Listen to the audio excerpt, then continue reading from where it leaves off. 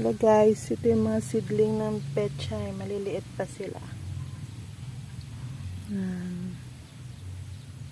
Ito, seedling ng pechay.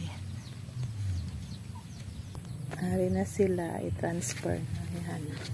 Ganito kaliliit. Yan. Tapos ita-transfer dyan.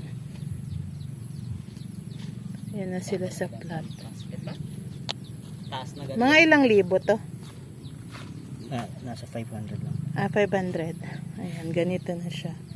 Tapos, after 35 days, Oo, harvest. i-harvest. Ayun, marami pa siyang lalagyan doon sa iyang harden. Yung iba, ari nandito na. Yan. Nakailang harvest.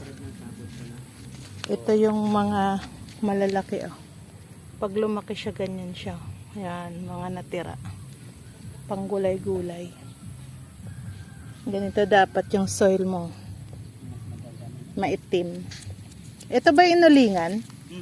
Yan, maganda pala. Yung nag-uling ka, nandito. Maitim yung lupa. Ito yung gusto niyang lupa, maitim. May abono pa ni. Oo. Dinaabonuhan pa siya, guys. Ayan.